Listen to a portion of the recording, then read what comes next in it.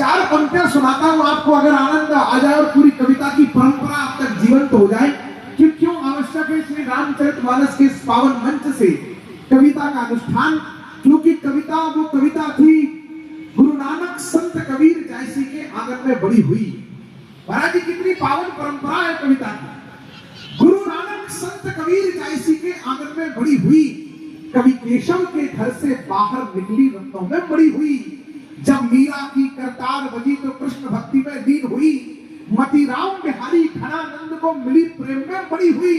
जो जगन्नाथ रत्नाकर से गंगा अवतरण कराती है, ऋषि वाल्मीकि की वो पावन बेटी कविता कहलाती है। ऋषि वाल्मीकि की वो पावन बेटी कविता कहलाती है। ऋषि वाल्मीकि की वो पावन बेटी कविता कहलाती है। तो कविता की इतनी उज्जवल परंपरा है। सब शहंशाह है जब अपनी अपनी कब्रों में बैठे होंगे, ये समय सिंधु के अंतस में गहरे पानी बैठे होंगे। युग बीते जब राजाओं का नामो निशान नहीं होगा, ये घर घर बंद किताबों में अक्षर बनकर बैठे होंगे। ऐसे अक्षर के साधक देश के वरिष्ठ कवि श्री जानी बैरागी जी, जो हास्य के सम्राट है। जानी बैरागी जी को आज आप सुनेंगे तो आज, पर गारंटी है कि अगले 1-1.5 महीने तक आप उनको उनकी बातें सोच सोच करके आप हंसते रहेंगे, मुस्कुराते रहेंगे। जब आप हंसते हैं, कहते हैं कि हंसने वाला व्यक्ति, मुस्कुराने वाला व्यक्ति कभी स्वर्ग नहीं जाता, वरन वो जहां जाता है उसी जगह को स्वर्ग बना देता है। जब आप हंसते हैं तो आप ईश्वर के बहुत निकट होते हैं, ईश्वर की आराधना कर रहे होते हैं। पर जब आप दूसरों को हंसा रहे होते हैं तो ईश्वर आपके लिए प्रार्थना कर रहा होता है। ये हंसने हंसाने का क्रम इतना अद्भुत है। आज हम आपको हंसी था के गीत, गंगा की सुगंध और बहुत सारे नव रसों की सुगंध इस मंच से आपको देंगे। हमारी बहनें, बेटियां, माताएं, बहनें, जितने बड़े लोग पधारे हैं, सबका हृदय से अभिनंदन करता हूं। जहां जहां तक मेरी आवाज जा रही है, संख्या की दृष्टि से जो लोग पीछे बैठे हैं, मैं उनसे प्रार्थना कर रहा हूं, आगे की ये जो गद्दे हैं, अगर आप इन पर भी आकर के बैठ जाएंगे, आप जितने समीप रहेंगे। कवि सम्मेलन एक रात का इश्क होता है श्रोताओं और कवियों के बीच में, और ये हमारा जब तक संप्रेषण तब तक आप तक नहीं पहुंचेगा, जब तक आप हमारी दीर्घा में नहीं आएंगे। आप जितने निकट आएंगे उतना ही हम आपसे संप्रेषित हो सकेंगे। मैं आपसे प्रार्थना करता हूँ, जो पीछे लोग बैठे हैं उनसे भी प्रार्थना कर रहा हूँ। पूरा देश तरक्की कर रहा है, आगे बढ़ रहा है, आप भी आगे बढ़िए। 4 कदम आगे आप आएंगे तो 4 कदम देश भी आगे बढ़ेगा। मैं आप सब लोगों से प्रार्थना करता हूँ कि आप आगे आकर के थोड़ा सा बैठेंगे तो हमारा आप तक पहुंचने का क्रम बहुत अच्छा हो जाएगा। एक परिचय कवियों का कराना चाहता हूँ। सनातन संस्कृति में मानस जैसा ग्रंथ अद्भुत ही है। मुगलों के आक्रमणों के बीच में बाबा तुलसी ने रामचरितमानस की रचना की, और उसके बाद ऐसा वातावरण धर्ममय बना कि जितना मुगलों ने हमारी संस्कृति का नुकसान किया था, उसकी सबकी भरपाई बाबा तुलसी के ग्रंथ ने कर दी। उस संस्कृति के मंच पर आज जो कवित्री हमारे बीच में बैठ आई है, वह दिल्ली इंद्रप्रस्थ से उनका आगमन हुआ है। उनका नाम है नेहा शर्मा नमन।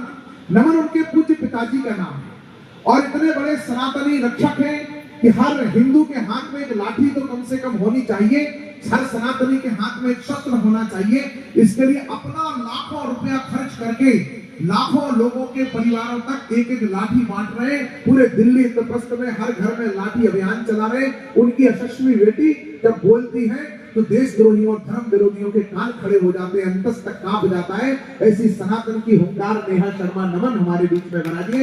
एक बार हिम्मत वाली, पुरुषार्थी वाली, महाराज छत्रसाल के बुंदेलखंड वाली और रानी लक्ष्मीबाई की नगरी में उन्हें लगे कि तेजस्वी बेटी का अभिनंदन किया गया है। ऐसा नेहा शर्मा नमन को तालियां बजा करके आप अपना आशीर्वाद दें। ये जो महेंद्र मधुर आस्था से पधारे हैं, ये प्रेम, प्यार, श्रृंगार, मधुर के वैसे तो कवि, पर भगवान ने इनके ऊपर कृपा की। राम जी पर इन्होंने इतने अद्भुत गीत लिखे, और मेरी बेटियां, मेरी बहनें आई हैं, माताएं बहनें आई हैं। भगवान के राम कथा का सबसे रोचक प्रसंग होता है पुष्प वाटिका का प्रसंग, जहां मां सीता जी को राम जी ने और राम जी को सीता जी ने पहली बार देखा। उस पुष्प वाटिका प्रसंग पर उनकी एक ऐसी कविता है जो आपको अंदर तक रोमांचित कर देगी, आपको हृदय में इतना स्पंदन पैदा कर देगी कि आपको लगेगा कि ये कविता का जादू है। ऐसे जादूगर कवि का नाम होता है भाई महेंद्र मधुर आस्था से पधारे। पर जोरदार तालियां बजा करके हम उनका भी इस पावन पुनीत मंच पर अभिनंदन करते हैं। राजपाल जी से यद्यपि मेरा पहला परिचय है, पर वो एक तेजस्वी कवि हैं। देश धर्म संस्कृति पर उनका उत्कृष्ट लेखन है। वह भी आपके बीच में अपना जब काव्य पाठ करेंगे तो आपके हृदय में अपना स्थान अवश्य बनाएंगे। मैं ब्राह्मण का बालक हूं, वेद शास्त्रों का अध्ययन करता हूं, रामचरितमानस तो नित्य प्रति पढ़ता हूं, उपनिषदों को भी मैंने थोड़ा थोड़ा पढ़ना शुरू किया है। कहीं पर भी ये नहीं लिखा है कि माइक वाले ताली नहीं बजाएंगे, इसलिए आप लोग भी बजाते रहना। जिंदगी क्या है, जुगालियां ही तो हैं, सहने को गम, खाने को गालियां ही तो हैं। इन कवियों का सम्मान ना पैसा ना सोना, आपके दो हाथों की तालियां ही तो है। तो कभी हमारे पास ना कोई साज सुर संगत, कभी सबको फंसाते हैं, कोई वाद्यंत्र नहीं है हमारे पास। बाकी के सब कार्यक्रमों में कई वाद्यंत्र आपको देखने को मिलेंगे, पर ना कोई साज सुर संगत, मगर सबको फंसाते हैं। कला का घर बड़ी मुश्किल से यारों हम बसाते हैं। विदूषक भाड़ जो कर मस्खरे हम है नहीं साहिब, हमारे पास केवल शब्द है जिनसे हंसाते हैं। तो शब्द के चमत्कार आप तक पहुंचेगा, शब्द आप तक पहुंचेंगे। हमारे बीच में राम अजात शत्रु है, इतने अद्भुत कवि है कि एक पंक्ति में प्रेम के पराकाष्ठा को जी रहे होते हैं और अगली पंक्ति में अध्यात्म की पराकाष्ठा पर होते हैं। उनकी दो पंक्तियां उनके परिचय के पहले मैं पढ़ना चाहता हूं कि दिल की पटरी, दिल की धड़कन पटरियों से खेल जाती है। दिल की धड़कन राव अजात शत्रु के परिचय में मैं उनकी दो पंक्तियां पढ़ रहा हूं कि दिल की धड़कन पटरियों से खेल जाती है, उसके घर के पास से जब रेल जाती है, देह तो अपराध करके बच निकलती है, पर सिर्फ मेरी आत्मा ही जेल जाती है। दो पंक्तियों में प्रेमिका के घर पर और दो पंक्तियों में अध्यात्म के शिखर पर पहुंच जाए, ऐसे अद्भुत कवि का नाम होता है राव अजात शत्रु। वो उदयपुर झीलों की नगरी से आए। एक बार जोरदार तालियां बजा करके बुंदेलखंड में उनका हम अभिनंदन करते हैं। अभिजीत मिश्रा प्रयाग से हमारे बीच में आए। ये युवा कवि है, प्रयाग में रहते हैं। प्रयागराज में इन्होंने टिकट खरीदा था महाराज जी, इलाहाबाद से फैजाबाद का। आपके पूज्य गुरुदेव उत्तर प्रदेश के मुख्यमंत्री जी की कृपा हुई कि इलाहाबाद प्रयागराज हो गया और अयोध्या फैजाबाद अयोध्या हो गया। ट्रेन में भाई साहब बिना टिकट पकड़े गए। उस दिन से बड़े दुखी है, तो मुझसे पूछे कि बाबा जी ने नाम क्यों बदल दिया। तो मैंने कहा कि बाबा जी से पूछता हूं, और पूछा बाबा जी से कि बाबा ये नाम क्यों बदल रहे हो आप शहरों के। एक सन्यासी के उत्तर में अगर आपको भारत का भविष्य दिख जाए तो बताइएगा। बाबा ने कहा कि मत कहो हमसे कि काम एक ऐसा किया, मैं देखना चाहता हूं तेजस्वी लोग कहां बैठे हैं। मत कहो हमसे कि काम एक ऐसा किया है, हमने तो नाम बस पहले जैसा किया है। हम पर हुए, बाबा का उत्तर है हमारे मुख्यमंत्री जी का, हम पर हुए हमलों की कहानियां बहुत है, जख्म है जख्मों की निशानियां बहुत है। कहां है हस्तिनापुर, कहां है कर्णावती, कहां है भाग्यनगर, कहां है लक्ष्मणपुर। अरे मार्ग जो भी रुद्ध है, मार्ग जो भी रुद्ध है, उसको प्रशस्त करना है। थोड़ी देर रुको, दिल्ली को इंद्रप्रस्थ करना है। थोड़ी देर रुको, दिल्ली को इंद्रप्रस्थ करना है। थोड़ी देर रुको दिल्ली को। भाई साहब आप ताली क्यों नहीं बजा रहे? चेक शर्ट वाले खड़े हो जाओ, आप ताली नहीं बजा रहे। बहुत अच्छी कविताएं करते हैं, इनका काव्य पाठ आपने प्रारंभ में सुन लिया है, अब अंत में होगा कि नहीं होगा पता नहीं। तो लेकिन हितेश मेरे प्रिय अनुज है, मुझे पूर्व जन्म में मेरे भाई रहे होंगे, जो इस जन्म में मुझे लक्ष्मण जैसे अनुज है। बस मैं उनका इतना ही परिचय कर रहा हूँ। वो आपकी झांसी के बेटे, और अपने बेटों को ज्यादा लाड़ प्यार दुलार देना हमारा कर्तव्य है, इसलिए अपने बच्चे को सम्मान दीजिए। मैं ओरछा धाम से हूँ, आपका बेटा हूँ। राम राजा सरकार में मुझे बुंदेलखंड की संस्कृति को पूरे भारत और विश्व में, और बुंदेलखंड की जो साहित्यिक संस्कृति है, तुलसी केशव और बिहारी वेद व्यास की भूमि है। ओरछा अवधपुरी यहाँ की, और कुंडेश्वर काशी है। धन्य धन्य बुंदेलखंड और धन्य यहाँ का वासी है। तो मुझे राम राजा सरकार में आज जिनका जन्मोत्सव और प्राकट्य पर्व है, उन्होंने काम सौंपा है कि जब तक जियो बुंदेलखंड की संस्कृति को पूरे विश्व में फैलाओ। तो मैं आपका बेटा हूँ और आपके लिए काम कर रहा हूँ। मेरे सर पर भी अपनी तालियों का आशीष का हाथ फेर करके मुझे आशीर्वाद दीजिए कि मैं भगवान के सौंपे हुए काम को पूरा कर सकूं। ये मेरा परिचय है। मैं कवियों के परिचय के बाद चार पंक्तियां मां शारदे के चरणों में अर्पित करना चाहता हूं। वैसे तो वाग देवी स्वयं यहाँ पर विराजमान है, मां पीताम्बरा यहाँ पर विराजमान है, पर हमारी परंपरा है कि मां शारदे की वंदना से इस कार्यक्रम का शुभारंभ करते हैं। मैं चाहता हूँ नेहा नमन हमारे बीच में है, मां शारदे की वंदना से इस कार्यक्रम का प्रारंभ करें, क्योंकि जीवन की हर मुश्किल को धर्म की सही दृष्टि पहुंच जाएगी। शब्दों में वो सामर्थ्य है। बेटियां बैठी है, क्या है, राम जी का प्राकट्य हुआ है। हमारी बेटियों से कहा जाता है कि मां पार्वती की आराधना करो तो अच्छा जीवन साथी मिलेगा। पर मैं कहता हूं बेटियों से कि मां पार्वती की आराधना से आपको अच्छा जीवन साथी मिले, ये हो सकता है। क्योंकि पर मां पार्वती को तो स्वयं नहीं मिला था बहुत अच्छा जीवन साथी, जोगी जटल अकाम अमन नगन अमंगल वेश ऐसा मिला था। पर मां पार्वती से सीखो कि अपने जीवन साथी को अच्छा कैसे बनाना है, क्योंकि मां ने फिर उन्हें बनाया कर्पूर गौरम करुणावतारम संसार सारम बुद्धेन्द्रहारम, ऐसा बना दिया। ये है धर्म की दृष्टि, ये आप तक पहुंचे। इसके लिए हम शब्द के अनुष्ठान को प्रारंभ करते हैं कि जीवन की हर मुश्किल को वो ही आशा कर सकती है जिसको सब नाना कहते हैं, उसको हाँ कर सकती है। जब भी कोई विपदा आए उन चरणों में जाना तुम। एक बार में कल शनिवार प्रणाम पहुंचे एक पंक्ति में मां के चरणों में, जब भी कोई विपदा आए उन चरणों में जाना तुम। दुनिया की हर मुश्किल का हल केवल मां कर सकती है। आइए मां शारदे, मां वाग्देवी, मां पीताम्बरा के चरणों में प्रार्थना करके शब्द के अनुष्ठान को प्रारंभ करते हैं।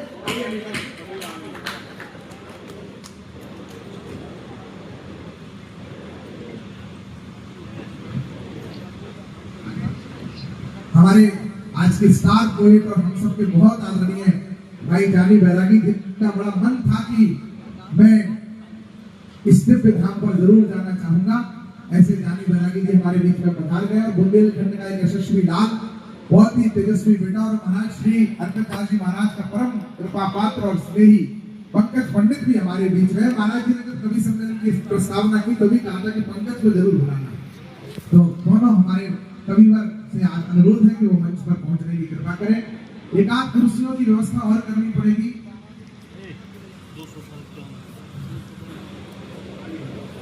क्योंकि नारद जा पर कृपा, जा पर कृपा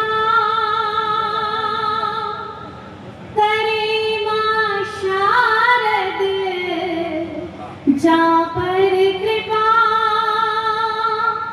करे मां शारद, ता पर कृपा करे मुनि नारद, जा पर कृपा वंदनु प्रथम शारदे माता, विद्या बुद्धि की दाता, वंदनु प्रथम वंदनु मातु पिता गुरु भ्राता, वंदनु मातु पिता गुरु भ्राता, वंदनु भारत भाग्य विधाता, वंदनु मातु वीणा वारिणी नमन है मेरा,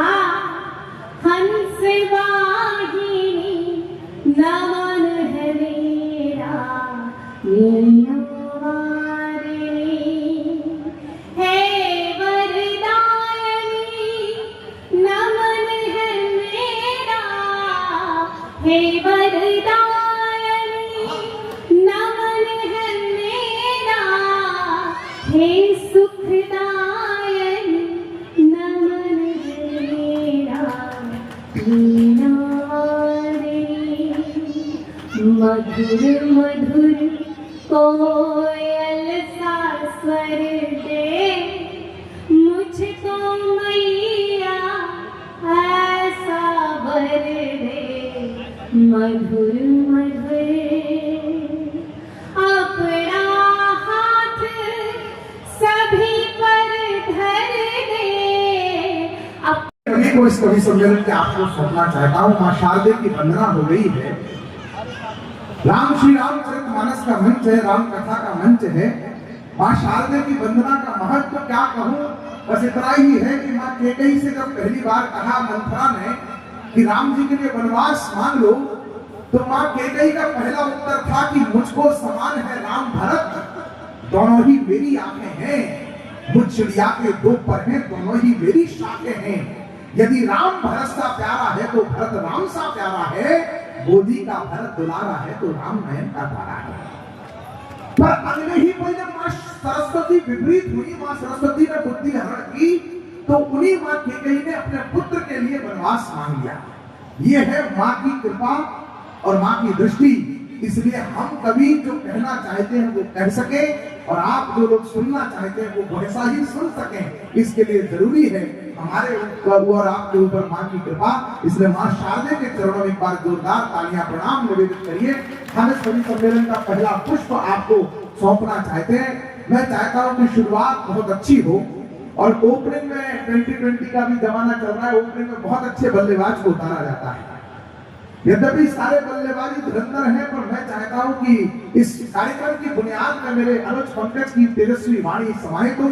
इस संविधा में, इस यज्ञ में पहला जो संविधा अर्पित की जाए वो हमारे पंकज की हो। इसलिए मैं चाहता हूं कि पंकज पंडित को आप जोरदार तालियों से आमंत्रित करें। कोई अगर घात करता है तो प्रतिघात करती है। सरस्वती परम ब्रह्म ओम माता भारती के श्री चरणों में प्रणाम करता हूँ। आप सबकी पावन उपस्थिति को प्रणाम करता हूँ। पवित्र मंच, जिस मंच पर ऐसे कलमकारों की उपस्थिति हो जिन्होंने सदैव अपने कलम के माध्यम से भारत की एकता और अखंडता को जीवंत रखा हो, ऐसे कलमकारों को प्रणाम करता हूँ। पूज्य महाराज जी की उपस्थिति है। आइए कवि सम्मेलन को प्रारंभ करता हूँ। आप लोगों के ऊपर एक बड़ी जिम्मेदारी है। एक बार पूरा सदन मुझे तालियां बजाकर आदेशित करे ताकि मैं कविता प्रारंभ कर सकूं। निवेदन करता हूं।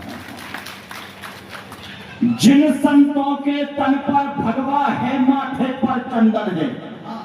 कौन है संत? हमें और आपको कहा जाता है कि हमें चरित्र का निर्माण करना है, लेकिन मेरा मानना है कि चरित्र नहीं, राष्ट्रीय चरित्र का निर्माण करना है। क्योंकि व्यक्तिगत चरित्र का अगर हम और आप निर्माण करते हैं तो हम एक परिवार विशेष के लिए रह जाते हैं, लेकिन जब हम अपने आप को राष्ट्रीय चरित्र के रूप में ढालते हैं तो हम एक परिवार के नहीं पूरे देश के हो जाते हैं। निवेदन करता हूं। जिन संतों के तन पर भगवा है, माथे पर चंदन है, जिनके त्याग तपोबल से उन्नति है, धर्म सनातन है, जिन संतों के आने से हर्षित पावन हो जाती है, कोई नीरस कुटिया जैसे मन भावन हो जाती है, जिन संतों की भक्ति से निर्बल को शक्ति मिलती है, जिन संतों के चरणों को छूने से मुक्ति मिलती है, उन चरणों की पावन रज माथे से याद लगाता हूं और आप सभी संतों के चरणों में यह शीश झुकाता हूं। आप सभी संतों के चरणों में यह शीश झुकाता हूं।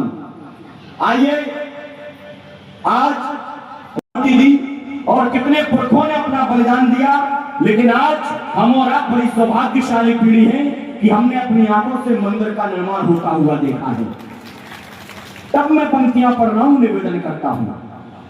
वर्षों बाद अवध के लोचन इतने सजल हुए हैं, वर्षों बाद अवध के लोचन इतने सजल हुए हैं, बाल भक्त प्रहलाद को हरि के दर्शन सफल हुए हैं, वर्षों बाद सुदामा कहना के दर पर आए हैं, देख कन्हैया की आंखों में आंसू भर आए हैं। अरे वर्षों तप के बाद धरा पर गंगा प्रकट हुई है, वैसे ही जन्मी तो जैसे वर्षा विकट हुई है, तारा की आंखों का तारा जीवित पुनः हुआ है, राम जन्मभूमि का कड़कड़ गर्वित पुनः हुआ है, वर्षों बाद पपीहा को स्वाति की बूंद मिली है, वर्षों बाद वही सोने की लंका देख चली है और भगवाधारी राम लला की सेना अवध चली है, वर्षों बाद राम जन्मभूमि को जीत मिली, वर्षों बाद राम जन्मभूमि को जीत मिली है। तो अंधकार कितना गहरा होता है, सूरज से पूछो, कीचड़ में रहना कितना मुश्किल है, नीरज से पूछो, कितने प्यासे खोज रहे हैं पानी, गागर से पूछो, खारे पानी की पीड़ा जा करके सागर से पूछो, कितने थे मारीच यहाँ सोने के हिरणों से पूछो, और प्रतीक्षा करने वाले याकुल नैनों से पूछो, राम लला के आने की खुशहाली भारत से पूछो, चारों ओर बनी ऊंची हर बनी इमारत से पूछो, शाप मुक्त होते पत्थर जिन पर स्पर्शों से पूछो, साधु संत महंत साध्वी के संघर्षों से पूछो, अरे प्राण दान देने वाले कोठारी नरकों से पूछो, मंदिर बनता देख नहीं पाए जो पुरखों से पूछो, उमा विनय सिंघल अडवाणी रितम महाराज जी से पूछो, और खून से लथपथ अग्नि में जल रहे गोधरा से पूछो।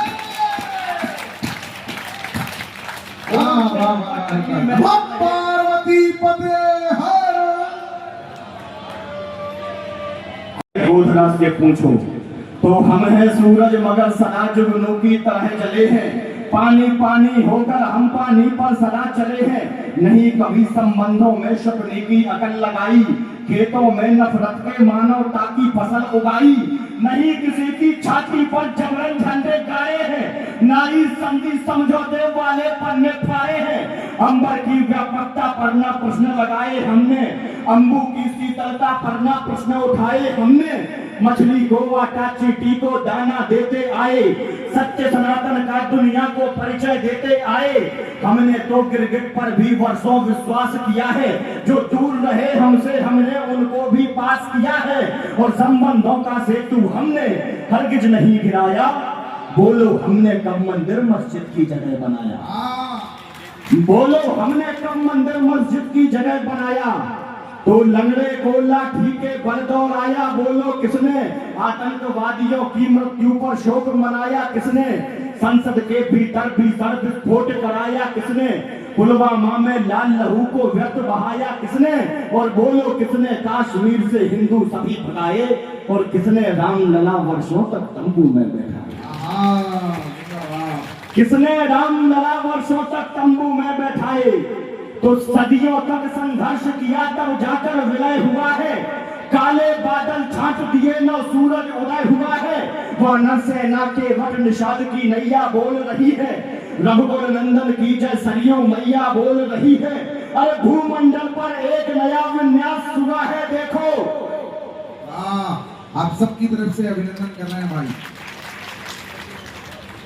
भूमंडल पर एक नया विन्यास हुआ है देखो, सूरदास की आंखों में प्रकाश हुआ है देखो, और ईंट ईंट पर श्री अयोध्या धाम लिखा है देखो, और बाबर की छाती पर हमने राम लिखा है,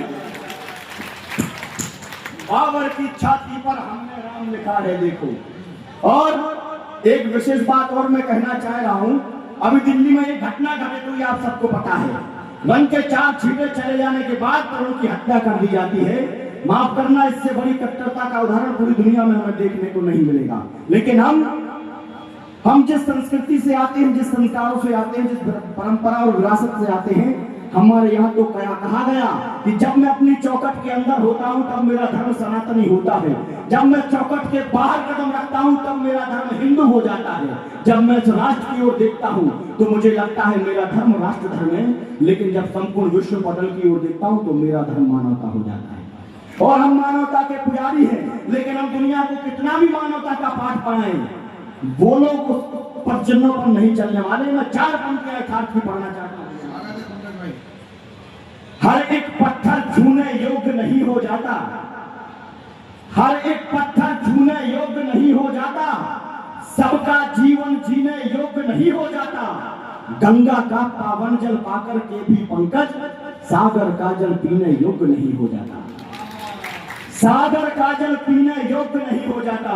तब मैं निवेदन करता हूं, जो दिल्ली में घटना घटित हुई है कि भ्रात को जो तात के समान पूजते सदैव, ऐसे अनुजों को प्यार बांटना जरूरी है। भ्रात को जो तात के समान पूजते सदैव, ऐसे अनुजों को प्यार बांटना जरूरी है। गलतियां जो करता है जानबूझ कर वह, कोई भी हो गलतियों पे डांटना जरूरी है। अरे पौध है गुलाब की तो सींचते संभालते हैं, पेड़ हो बबूल का तो छांटना जरूरी है।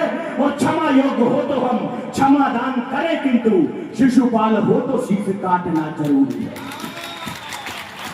क्षमा योग्य हो तो हम क्षमा योग्य हो तो क्षमा। निवेदन करता हूं, अंतिम कुछ एक पंक्तियां पढ़कर अपना स्थान लेता हूं, क्योंकि समय की अपनी सीमा है। आइए, हम झांसी में बैठे हुए हैं, समय की सीमा है, सीमा का समय चल रहा है, और सीमा सचिन की है और सचिन लप्पू साहब। वो तो ठीक है, इसका भी वॉल्यूम अच्छा कर दो, ये भी आवाज साफ है। नहीं भैया, ये भी ठीक है कि वो लप्पू सा सचिन उत्तर प्रदेश का था। अगर मध्य प्रदेश का होता तो सीमा के खाते में लाडली बहना योजना के 2000 भी खाते में आ जाता। आइए, बुंदेलखंड की यात्रा कविता के माध्यम से आप सबको मैं कराना चाहता हूँ। ये बुंदेलखंड कोई साधारण सी भूमि नहीं है, ये बुंदेलखंड आला और उदल की धरती है। जिनका नाम सुनकर आज भी तलवारें नाचना शुरू कर देती हैं। ये बुंदेलखंड महाराजा छत्रसाल की धरती है, जिनका नाम सुनकर जिन्होंने मुगलों की गर्दन को काटकर उनके लहू को बांध करके अपनी प्यास को बुझाया। और ये बुंदेलखंड महारानी लक्ष्मीबाई की माटी है, जिन्होंने अपने पृष्ठभाग पर अपने पुत्र को बांधकर अंग्रेजों के दाग खट्टे कर दिए, लेकिन झांसी के स्वाभिमान पर कोई आज नहीं आएगा। आपकी तालियां कमजोरी में पूरा सदन मुझे आदेशित करेगा। बुंदेलखंड की यात्रा आपको कराना चाहता हूँ, निवेदन करता हूँ। पन्ना में विराजे मन मोहक किशोर कहना, राजा राम जू की राजधानी है बुंदेलखंड। पन्ना में विराजे मन मोहक किशोर कहना, राजा राम जू की राजधानी है बुंदेलखंड। तुलसी बिहारी पद माता रस्य वाणी, पुत्र मेरे देश भारत की वाणी है बुंदेलखंड। तो आया रण मत राजा खेत सिंह छत्रसाल, लाला हर दौल की निशानी है बुंदेलखंड, लाला हर दौल की निशानी है बुंदेलखंड। और झांसी वाली रानी मर्दानी वाली रानी की जवानी की कहानी स्वाभिमानी है बुंदेलखंड। आइए बुंदेलखंड की यात्रा आपको कराना चाहता हूँ, निवेदन करता हूँ। जहाँ चित्रकूट के घाट घाट दोहा चौपाई गाते हैं, बांधकपुर के जागेश्वर के चरणों में शीश झुकाते हैं। कुंडेश्वर श्री शिवधाम विराजे शंकर डमरू वाले हैं, अमझरा धाम के बजरंगी मद मर्दन करने वाले हैं। पन्ना के जुगल किशोर का मोहक रूप दिखाई देता है, बागेश्वर धाम का चमत्कार सर्वत्र सुनाई देता है। जहाँ परम पूज्य राजेंद्र दास जी योगी तपसी साधक है, दतिया की पीताम्बरा माई के हम सबसे आराधक है। यहाँ भीम कुंड का कुंड अनूठा अनुपम एक अजूबा है, शिव तांडव ककरा मठ मंदिर उत्सव की धरा महोबा है। जिसका ना कोई और छोर और छाछाम राजधानी को, और 100 बार नमन मेरा बुंदेलखंड के पानी, 100 बार नमन मेरा बुंदेलखंड के पानी को। कुंडलपुर के बाबा सबकी खाली झोली भर देते हैं, उन्नाव बालाजी सूर्य देव सब कष्टों को हर लेते हैं। सबसे पहले आजादी का हमने ही बिगुल बजाया था, रानी झांसी के चरणों में गोरों ने शीश झुकाया था। आला उदल की गाथा सुन तलवार नाचने लगती है, मर्दन सिंह राजा खेत सिंह की कथा वाचने लगती है। बुंदेल केसरी छत्रसाल से मौत स्वयं घबराती है, बुंदेलखंड की माटी दुनिया भर में पूजी जाती है। हम तूफानों से लड़ते हैं, हम जुगनू के रखवाले हैं, हम मधुकर शाह बुंदेला का विद्रोह जगाने वाले हैं। लक्ष्मी पाई मर्दानी को, और 100 बार नमन मेरा बुंदेलखंड के पानी।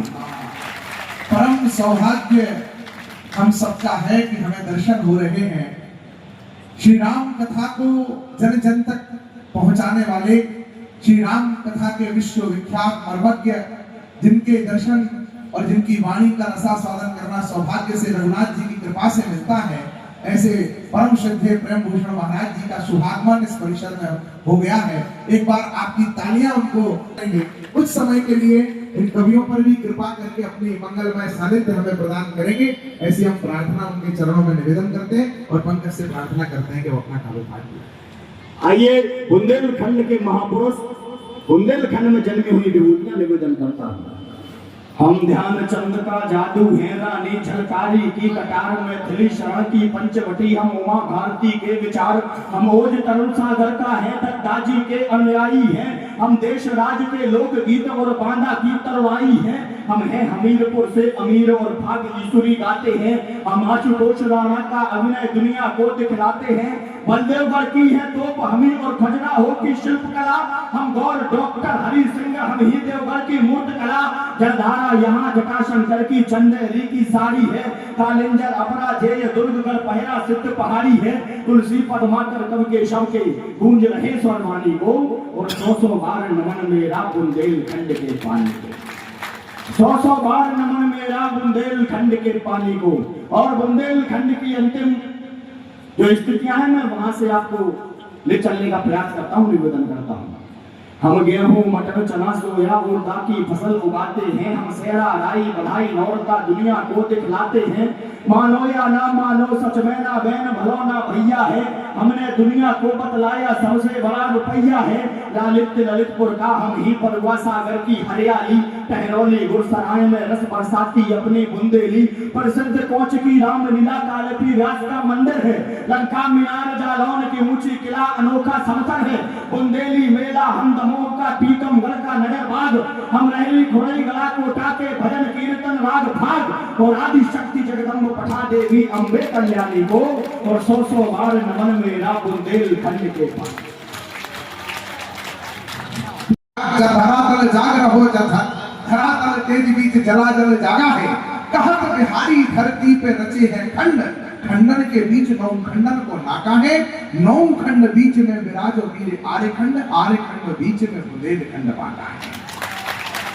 ऐसा भौगोलिक वर्णन बिहारी कवि ने बुंदेलखंड का किया है। ये बुंदेलखंड की वह धरा, वह धर्म धरा, वह दिव्य धरा जिस पर यह महान यज्ञ हो रहा है। वेद मंत्रों के गुंजार गूंज रहे हैं। ऐसे में अपन आप सब पावन श्रद्धालु विराजमान है। पहला कवि आपने सुना, एक और अद्भुत कवि आपको सौंपना चाहता हूं। कुछ लोग देर से आ रहे हैं। अमूमन क्या होता है कि अच्छे कवि लोगों को, देर से सुनने वाले लोगों को, आने वाले लोगों को मिलते हैं।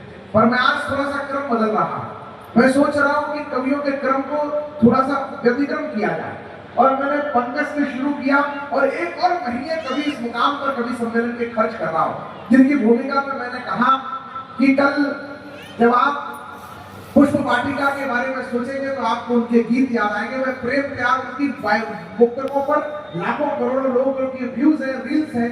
नौजवान पीढ़ी उनके पुस्तकों के सहारे अपने दाम्पत्य जीवन के मार्ग को प्रशस्त कर लेती है। जिनकी बात नहीं बन रही होती है वो इनके मुक्तक सुना देते हैं तो लोगों का काम बन जाता है। तो ऐसे भाई महेंद्र मधुर हमारे बीच में यथा नाम तथा गुण। जितने नौजवान हैं उन्हें बड़े इज्जत के साथ सुनिएगा, और जितने बुजुर्ग हैं वो सब सद्भावना के साथ सुनिएगा। वो सिर्फ सुने, अनुकरण ना करें इनकी बातों को। तो ऐसे कवि को मैं आपके बीच में बुला रहा हूँ। महेंद्र मधुर, 4 पंक्तियां उनकी अगवानी में पढ़ देता हूँ कि गीत गाकर चेतना को वर दिया मैंने, आंसुओं के दर्द को आदर दिया मैंने, प्रीत मेरी आस्था की भूख थी सहकर, जिंदगी का चित्र पूरा कर दिया मैंने। एक जिंदगी का चित्र खींचने वाला वर्णानाम संघानाम रसानाम छंदसामपि मंगलानाम च कर्तारो वंदे वाणी विनायको। माता सरस्वती को, पवित्र मंच को, पूज्य गुरुदेव को और आप सबकी गरिमा में उपस्थिति को प्रणाम करता हूँ। आप सबको रामनवमी की, नववर्ष की बहुत सारी शुभकामनाओं के साथ मैं प्रारंभ करता हूँ। जहाँ जहाँ आपका मन मिल जाए वहाँ वहाँ आपकी तालियां मंच तक आ जाएगी, तो इन सारे समृद्ध लोगों तक ये सम्मेलन पहुँच जाएगा। आइए, पहली 4 पंक्तियां आप तक पहुंचे और चौथी पंक्ति पर आपकी तालियां मंच तक पहुंचे।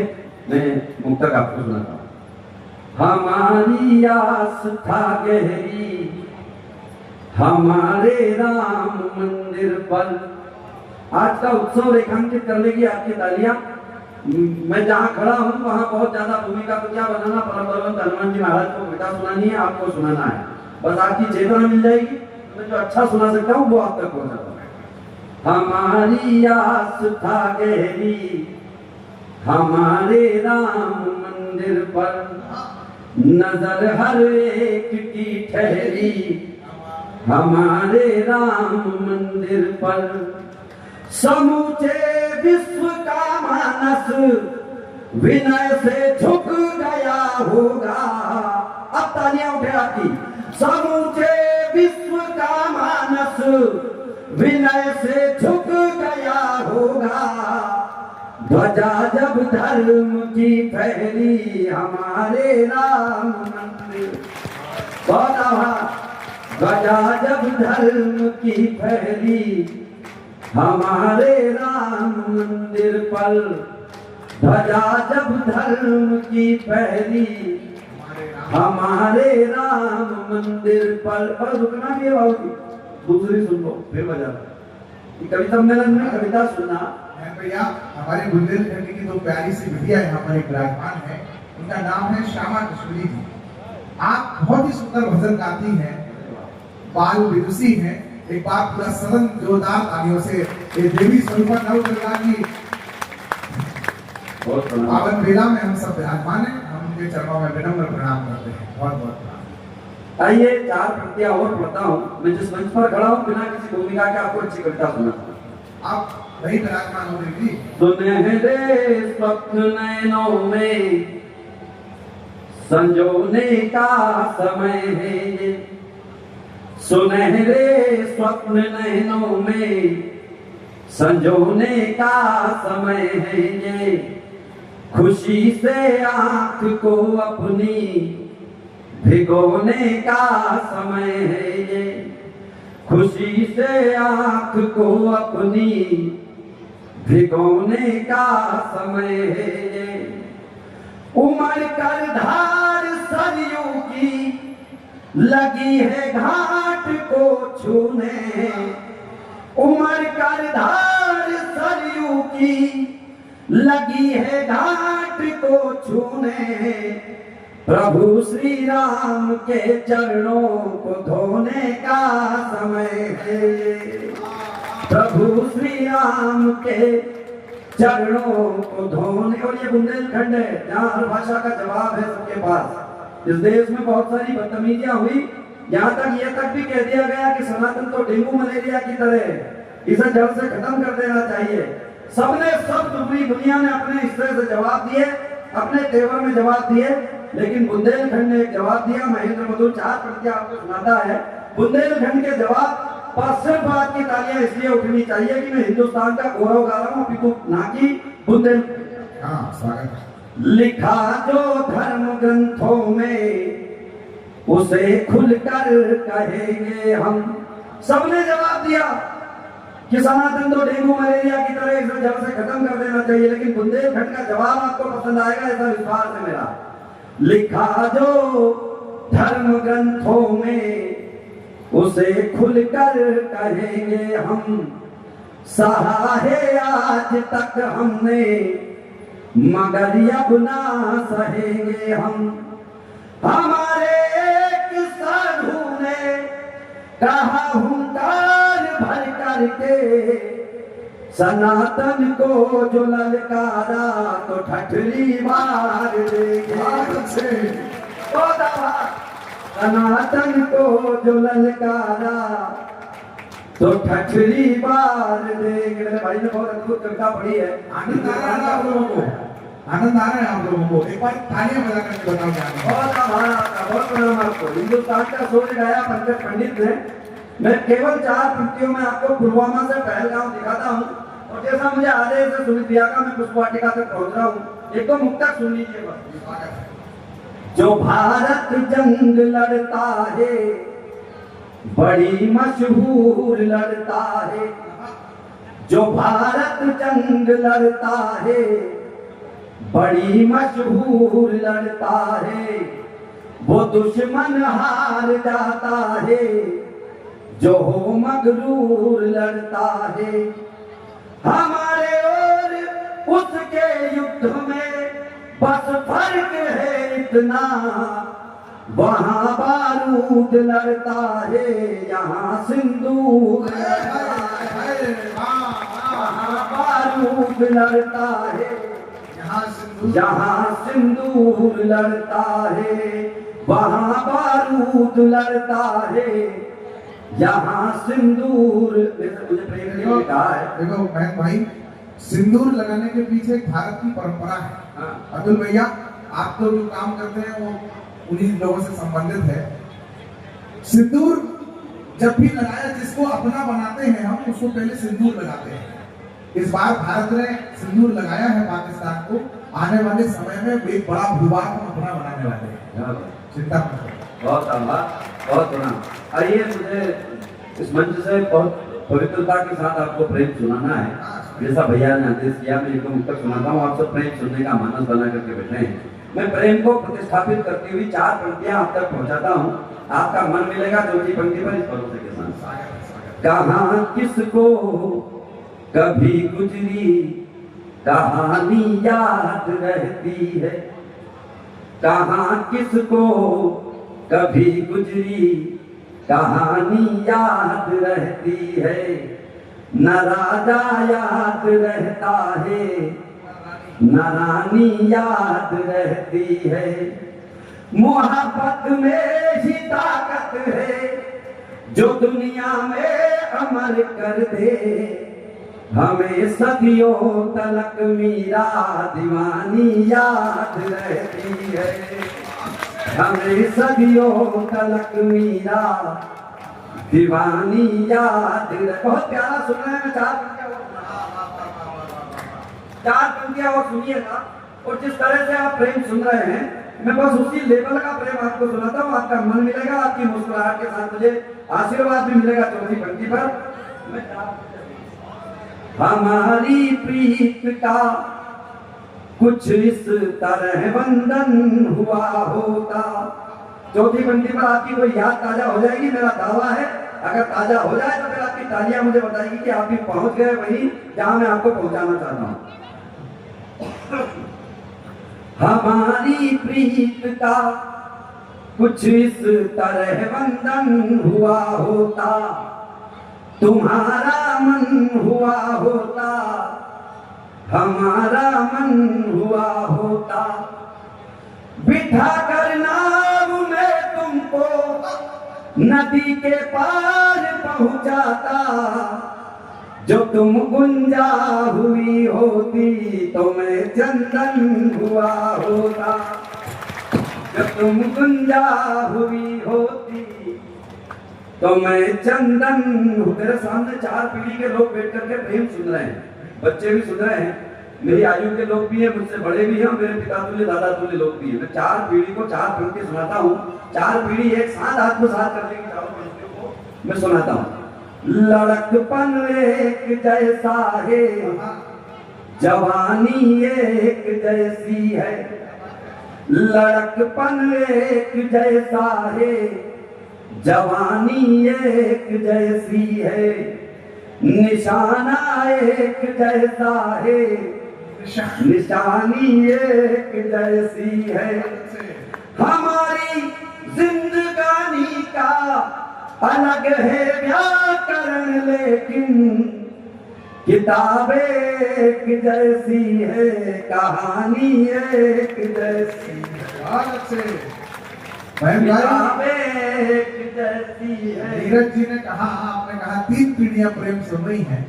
पद्मश्री गोपाल दास नीरज जी ने कहा कि बिना प्यार के चले ना कोई, आंधी हो या पानी हो, नई उम्र की चुनरी हो या कमरी फटी पुरानी हो, तबे प्रेम के लिए धरित्री जले, प्रेम के लिए दिया कौन हृदय है नहीं प्रेम की जिसने की दरबानी हो।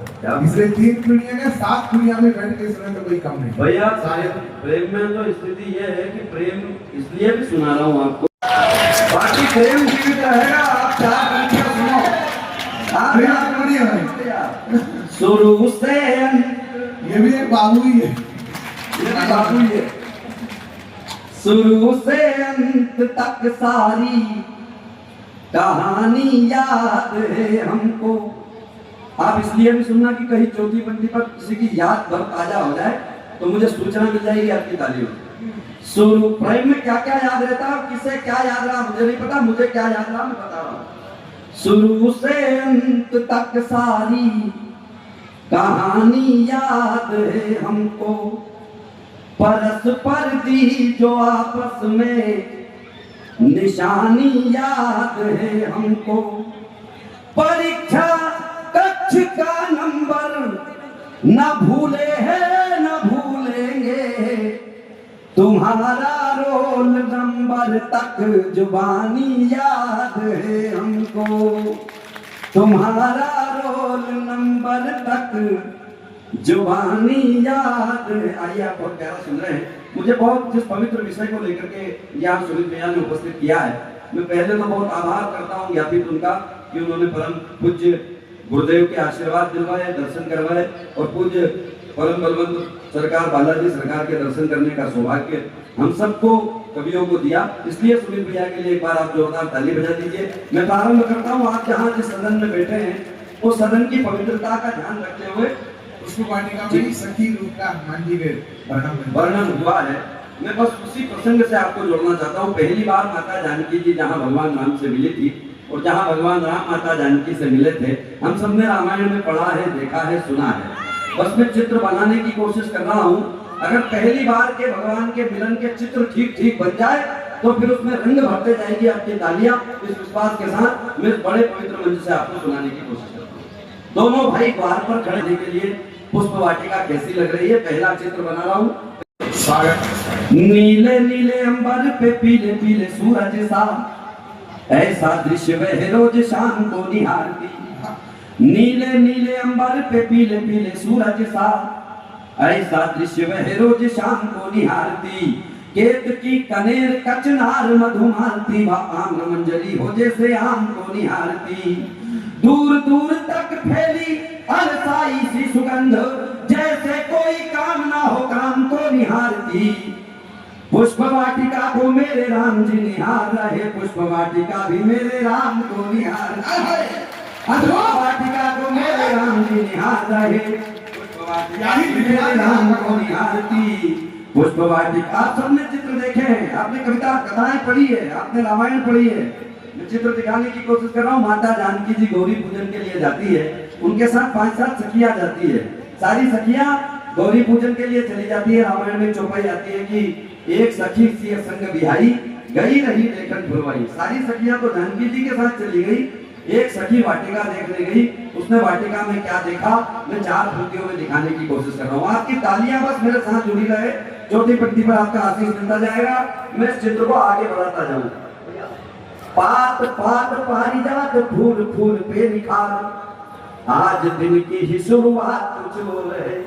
पात पात पारिजात फूल फूल पे निखार, आज दिन की ही शुरुआत कुछ और है। और भांति भांति की सुगंध फैल रही चारों ओर, लगता है आज का प्रभात कुछ और है।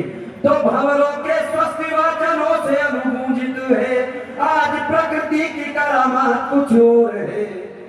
बड़े बड़े राजा के ठहरे मिथिला में, किंतु दोनों भाइयों की बात कुछ और है। बड़े बड़े राजा के ठहरे मिथिला में, किंतु दोनों भाइयों की बात कुछ और है। किंतु दोनों भाइयों, सारी सहेलियों ने पूछा उस सखी से कि उसने बगीचे में क्या देखा। अब वो बता रही है कि उसने क्या देखा। मैं केवल 4 पंक्ति में एक चौपाई का अनुवाद करने की कोशिश कर रहा हूँ। लाल पीले नीले और फूल है गुलाबी कुछ, बीच बीच पत्तियों का रंग हरा कमाल है। मैं ये छंद सुनाने से पहले एक निवेदन आपसे कर दूं कि ना तो पुष्प वाटिका से मैं बाहर जाऊंगा, बल्कि ये दावा जरूर करता हूँ कि चौथी पंक्ति तक आपको भी अंदर ले आऊंगा। आप ध्यान से सुनिएगा चाहता हूँ। लाल पीले नीले और फूल है गुलाबी कुछ, बीच बीच पत्तियों का रंग हरा कमाल है। लाल पीले नीले और फूल है गुलाबी कुछ, बीच बीच पत्तियों का रंग हरा कमाल है। पहला कमाल वह मिथिला में आए और मिले पुष्प वाटिका में दूसरा कमाल है। पहला कमाल वह मिथिला में आए और मिले पुष्प वाटिका में दूसरा कमाल है। तो एक गीत जैसी प्रीत मन को रही है जीत, मुखड़ा कमाल और अंतरा कमाल है।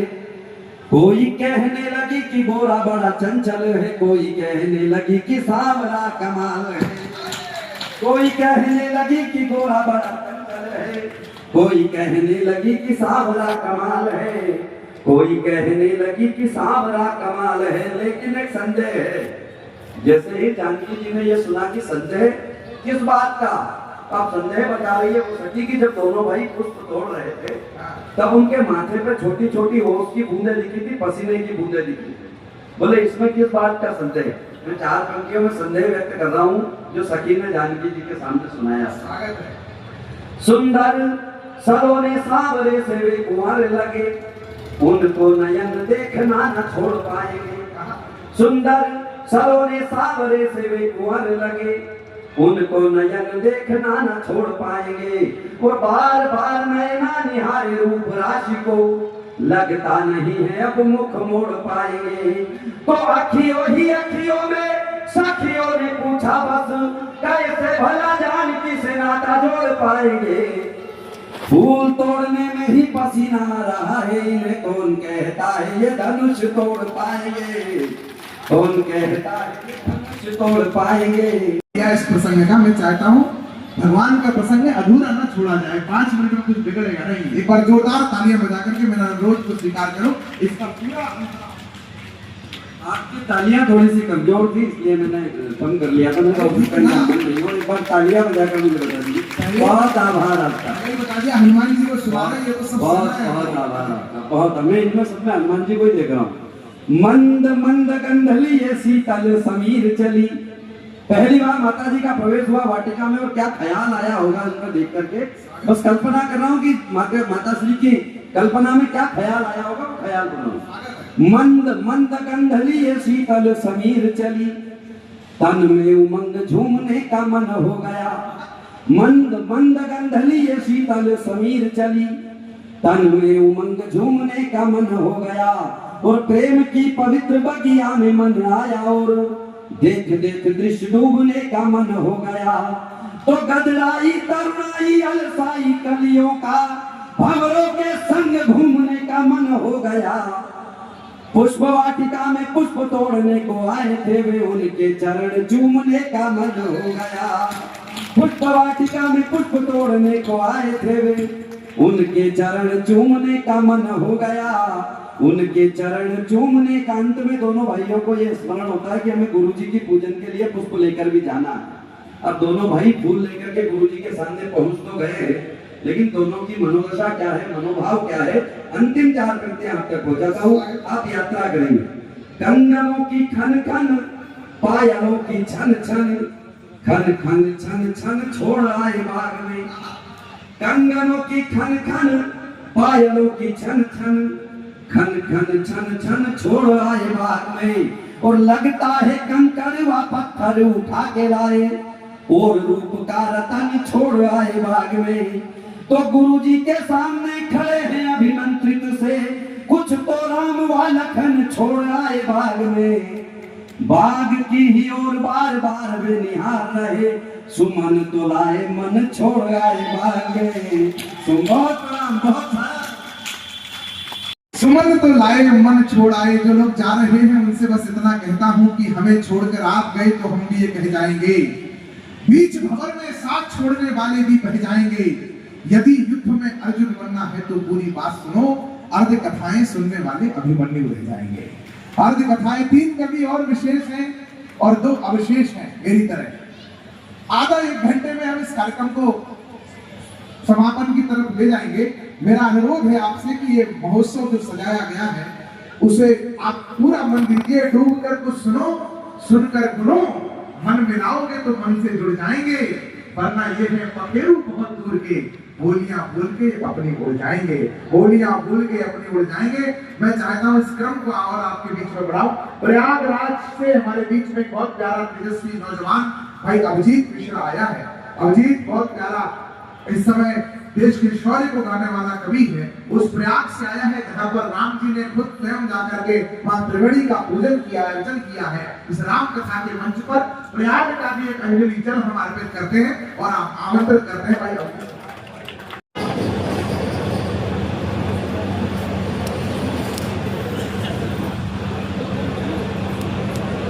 मैं उस झांसी को प्रणाम करता हूं जहां गोरों के विरुद्ध मां काली खड़ी हुई और झांसी का नाम इतिहास में दर्ज हो गया। मैं उस प्रयागराज की पावन भूमि से आया हूं जहां मां गंगा, मां यमुना, मां सरस्वती वास करती है। मैं शेखर की पिस्तौल की ओर से झांसी की तलवारों को प्रणाम करता हूं। निवेदन बस इतना सा करना चाहता हूं कि भैया की ओर से आदेश मिला है 8 से 10 मिनट काव्य पाठ करना है। स्वास्थ्य कारणों से थोड़ा गला सही नहीं है, लेकिन मैं या आपको पूरी जिम्मेदारी के साथ बताना चाहता हूं कि 8 से 10 मिनट जो काव्य पाठ मैं आप सभी के मध्य करूंगा, वीर रस की कविताओं को लेकर आपके बीच उपस्थित हो। या 10 मिनट में आप अपनी ऊर्जा को आप तक प्रेषित करने में कोई कमी नहीं छोड़ूंगा, लेकिन वही ऊर्जा अगर आप मुझे अपनी तालियों के माध्यम से वापस करेंगे तो मुझे कविता सुनाने में और आपको कविता सुनने में आनंद आएगा। एक बार आगे से पीछे तक दोनों हाथ उठाकर मुझे आए। क्या लिखता हूं और क्यों लिखता हूं कि मेरी कविता अरशद जुल्फा की जुल्फों में कैद नहीं, मेरी कविता पाक चीन जैसे मुल्कों में कैद नहीं, मेरी कविता महबूबा के चेहरे का आयाम नहीं, मेरी कविता इश्क मोहब्बत जैसा कोई नाम नहीं, मेरी कविता शबरी के झूठे पैरों को खाती है, मेरी कविता प्रभु राम को श्रीलंका ले जाती है। मेरी कविता देश प्रेम के गीतों का पंचायत है। भगत सिंह आजाद मेरी कविताओं के नायक है। मेरी कविता हिंद की माटी चंदन लिखने वाली है। मेरी कविता दर्पण को बस दर्पण लिखने वाली है। मेरी कविता हर मुफलिस का तर्पण लिखने वाली है। मेरी कविता हिंदुस्तान का कण कण लिखने वाली है।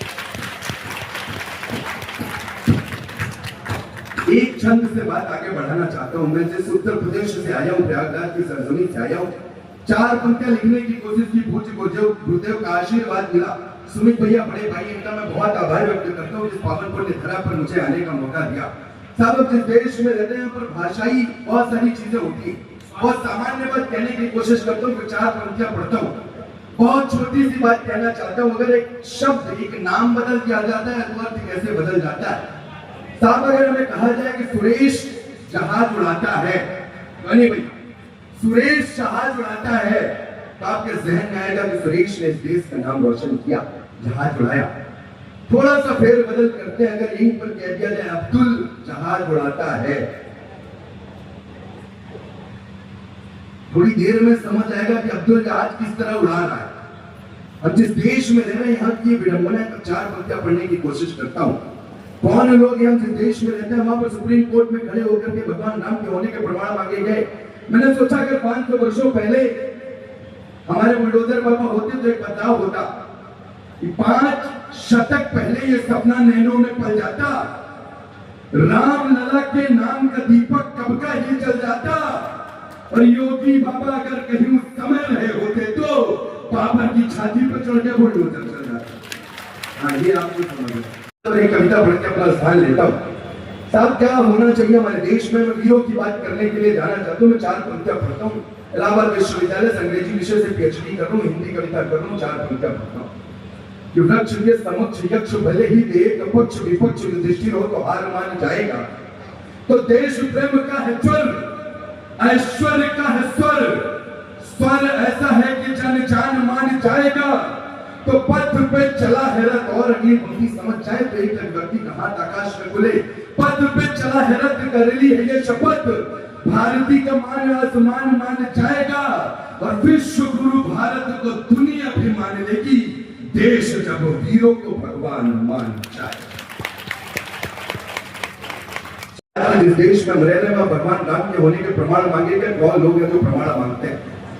गद्य का प्रयोग कम करके पद्य पर आता हूं सीधा सीधा। कौन है जो प्रमाण मांगते हैं? सुनना 4 पंक्तियां के शीश जो उठा रहे थे हाथ जोड़ के सदैव, शीश काट काट के वो शान मांगने लगे। तो जीवन के रण में जो भागते रहे सदा ही, मृत्यु पास आई तो वो प्राण मांगने लगे। और आयतों रवायतों में ज्ञान चंद जो बने थे, अगली पंक्ति पहुंचे तो बताना, आयतों रवायतों में ज्ञान चंद जो बने थे, ऐसे ऐसे लोग कुरान मांगने लगे। और जिनके डीएनए में भी बाबर का खून था, वो मेरे प्रभु राम का प्रमाण मांगने लगे। मेरे वो पड़ोसी मुल्क पाकिस्तान की बात भैया कर रहे थे, और ये ड्रोन संभालो भैया, गुब्बारे फोड़ रहे। वो पाकिस्तान की बात भैया कर रहे थे। मैंने केवल आज तक 4 पंक्तियां पाकिस्तान पर लिखी। वो 4 पंक्तियां पढ़ना चाहता हूँ। सुमित भैया सुने, मेरे बड़े भाई, आपके निवेदन पर पढ़ना, आपके आदेश पर पढ़ना चाहता हूँ। वो 4 पंक्तियां, इसके अतिरिक्त मैंने पाकिस्तान, चीन, जापान देशों पर भी लिखा नहीं कि भव्यता और दिव्यता के साथ साथ चलते हैं। कौन है हम और कौन है वो? भव्यता और दिव्यता के साथ साथ चलते हैं, पर ये है द्वेषी पद चाप भूल जाते हैं।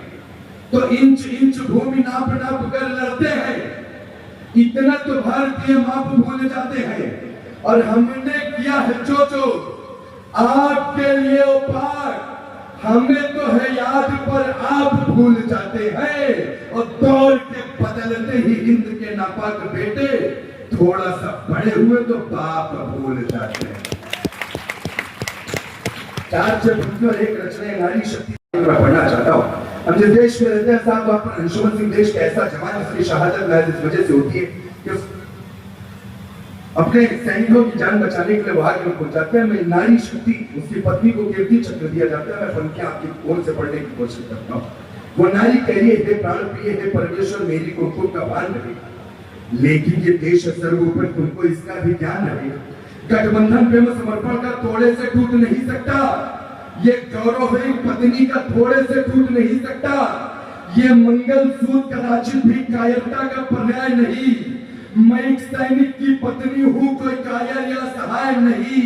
और दो पंक्तियां आपके सम्मान है, मैं एक सैनिक की पत्नी हूँ, कोई कायर या सहाय नहीं।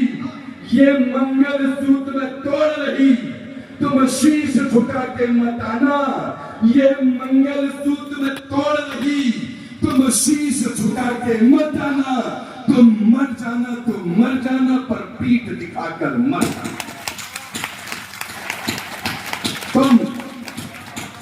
चाहता हूं तुम मर जाना तो मर जाना, पर पीठ दिखाकर। और सब एक रचना पढ़ना चाहते हो संभाजी महाराज पर, इससे अच्छी धारा मुझे मिल नहीं सकती। 40 दिन संभाजी महाराज को प्रताड़ना, औरंगजेब ने भी वो 40 दिन की प्रताड़ना और मेरी कविता एक बार तालियों से मुझे आदेशित करें। मस्तक पर विजय किरण जिनके, जिनको स्वराज ही प्यारा था, जिनके प्रताप के आगे तीनों लोग का वैभव हारा था। दिनकर सत्य धरा जिसमें जो शस्त्र शास्त्र की भाषा था, जो शौर्य वीरता की मानो खुद में ही परिभाषा था। जंजीरों में वो तेज कहां, वो धार कहां शमशीरों में। यदि धार देखनी है देखो अलमस्त मराठा वीरों में। और वो कैद याद करना, बंध गए हाथ बंध गए पैर, पर शीश तना का तना रहा। चेहरे पर गौरव और तेज जैसा था वैसा बना रहा। एक चीख की चाहत मन में थी, पर शेर दहाड़ा करते हैं। बस एक बार में दुश्मन की वो छाती फाड़ा करते हैं। नाखून उखाड़े शिकन नहीं, पत्थर फिकवाए शिकन नहीं, उंगली कटवाई शिकन नहीं, कोड़े चलवाए शिकन नहीं। औरंगजेब प्रस्ताव लिए बोला कि धर्म बदल डालो, अपने स्वराज के सपनों को पैरों के तले कुचल डालो, दिल से निकाल फेंको स्वराज, मुगलों से हाथ मिला लो तुम।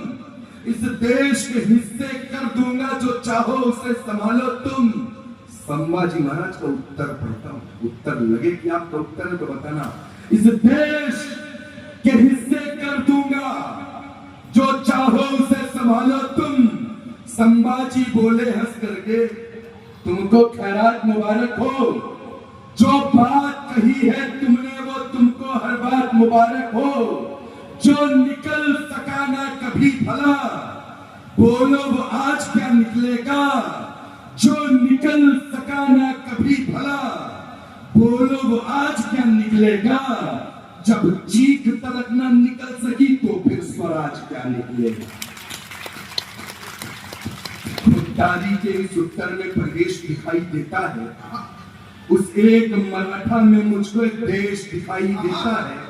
औरंगजेब हैरान हुआ, गुस्से में फरमान हुआ, आंखें ये फोड़ी जाएंगी, सबके सम्मुख ऐलान हुआ।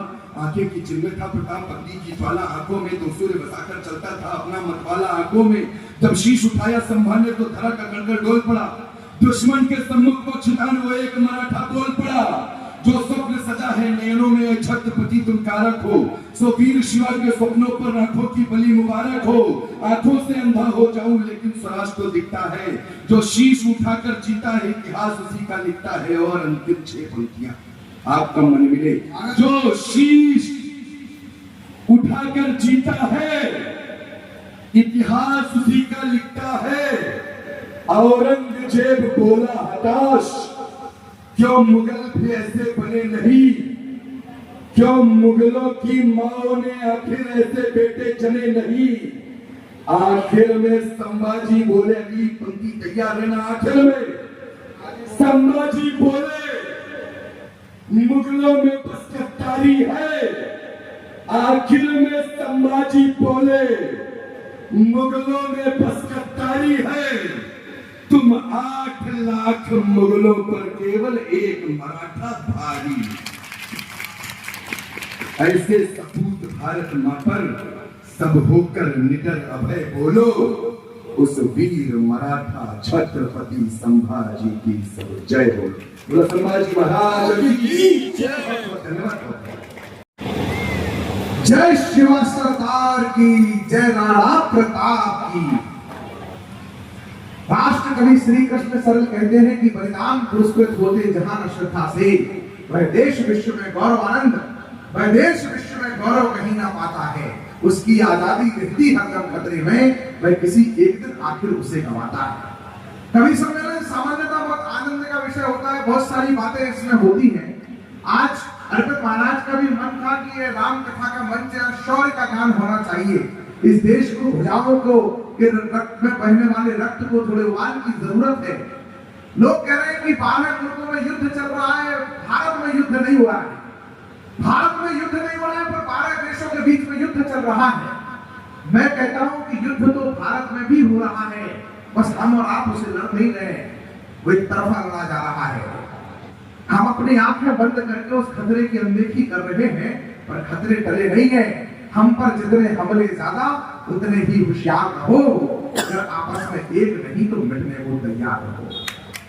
अगर आपस में एक नहीं, ये कविता के मंच इसलिए होते हैं कि राष्ट्र का जागरण हो, और जागरण का एक काम जो मेरी बहन नेहा शर्मा नमन बहुत अच्छे से कर रही है। मैं चाहता हूँ हास्य के सम्राट जानी बैरागी जी तक यह मंच पहुंचे, आदरणीय आदाश चक्रु जी तक मंच पहुंचे। उससे पहले हमारी बेटी, हमारी बहन तेजस्वी बहन का रानी लक्ष्मीबाई की धरती पर शौर्यगान होना चाहिए, सुभद्रा कुमारी चौहान की धरती पर शौर्यगान होना चाहिए। इसलिए जोरदार तालियां बजाकर आमंत्रित करिए नेहा शर्मा।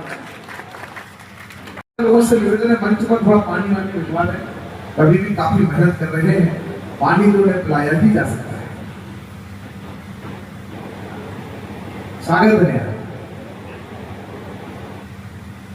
माँ भारती का वंदन करती हूँ, समृद्ध मंच को प्रणाम करती हूँ, सभी गुरुजनों के चरणों में प्रणाम निवेदन करती हूँ।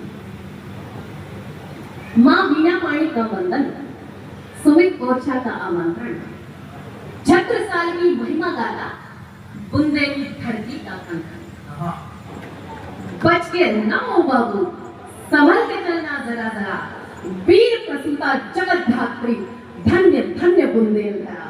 वीर प्रसूता जगत धात्री, धन्य धन्य बुंदेलधरा। एक बार स्वामी विवेकानंद से एक अंग्रेज ने पूछा, सबसे अच्छा दूध किस जानवर का होता है? तो स्वामी जी ने कहा, भैंस का। अंग्रेज ने कहा, लेकिन भारत के लोग तो गाय का दूध सर्वश्रेष्ठ मानते हैं। तो स्वामी जी ने कहा, आपने जानवर के दूध के बारे में पूछा था, गाय तो हमारी माता है। बोलिए गौ माता की, भारत माता की, वंदे वंदे। एक मुक्तक सुना, सत तप दान दया सद्गुण है, सद्गुण देती गौ माता। काम क्रोध मद लोभ सभी को क्षण में हरती गौ माता। मुख में चारों वेद विराजे हो। हर हर महादेव। जात पात की बात नहीं, अब बोलो भारत माँ की जय। हिंदू हिंदू भाई भाई, बोलो भारत माँ की जय। हर हर बम बम महादेव का, हो हर हर बम बम महादेव का गूंज उठा जयकारा है। भारत हिंदू राष्ट्र बनेगा, बोलो भारत माँ की जय। भारत हिंदू। आइए ना, खुद ही कर लोगे क्या?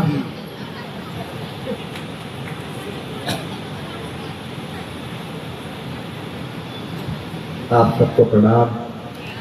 सम्मानित मंच,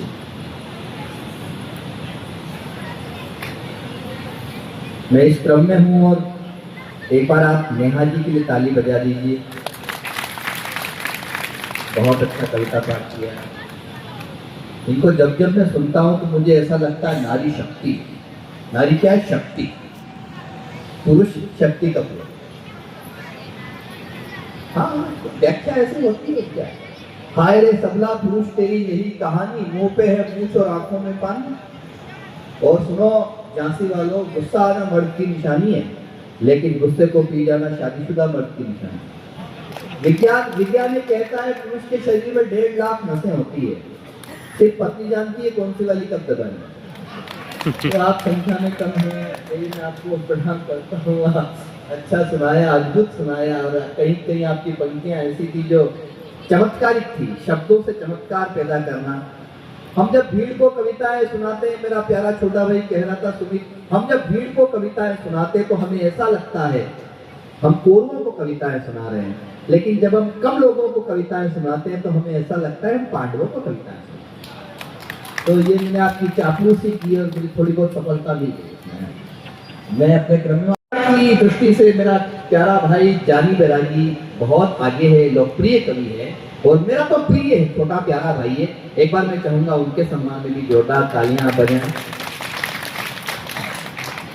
साधक जब अलख जगाता है प्रतिमाएं बोला कर। मैं ये भी चाहता था मेरी आवाज गुरुदेव के कानों तक पहुंच रही हो, संतों तक पहुंच रही और पहुंचेगी, वरना वीडियो से पहुंचेगी। और हम तो हनुमान जी को कविताएं सुना रहे हैं।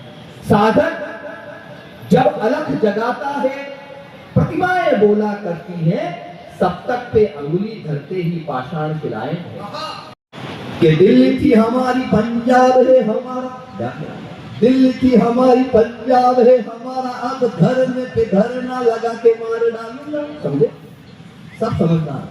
दिल्ली थी हमारी पंजाब है हमारा, अब धरने पे धरना लगा के मार डालूंगा।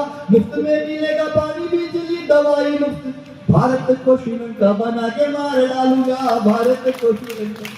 दूसरा किरदार में जल्दी जल्दी पढ़ो कि खुलेआम सड़कों पे प्यार न करेगा कोई, रोमियो को थाने पहुंचा के मार डालूंगा। समझे, समझ गए, समझ गए। खुलेआम सड़कों पे प्यार न करेगा कोई, रोमियो को थाने पहुंचा के मार डालूंगा। कान खोल सुन लेना माफिया का काल हूं मैं, ऐसा बुलडोजर चला के मार डालूंगा, ऐसा। मुझे तो इतने की भी उम्मीद नहीं थी। एक अब तो होली गुजरी है, मैंने उनके सामने भी कविता पाठ किया है, होली गई है। एक किरदार और देखे आप, बड़े मस्त है वो भी कि संकट पड़ा यदि तो सलवार पहन, याद करो। हाँ, संकट पड़ा यदि तो सलवार पहनूंगा, स्वदेशी हूँ विदेशी चबा के मार डालूंगा। शत्रुओं से मिलते ही कराऊंगा कपाल भाती, एक आंख अपनी दबा के मार डालूंगा, एक आंख। बड़ी हिम्मत का काम है, कम में से टूटे हुए जलने में से रस निकालता हूँ। एक किरदार वो देखा, अब तक आपको प्रतीक्षा करनी पड़ी, अब आप पहली पंक्ति में समझ जाएंगे मैं किसके बारे में कह रहा हूँ। आना तो भैया कि खाऊंगा मैं खाने दूंगा मैं कहीं दबाने दूंगा। मंच पे थोड़ा सा जागरूक हो, खाऊंगा मैं खाने दूंगा मैं कहीं दबाने दूंगा। भाई और बहनों सुना के मार डालूंगा। समझ गए।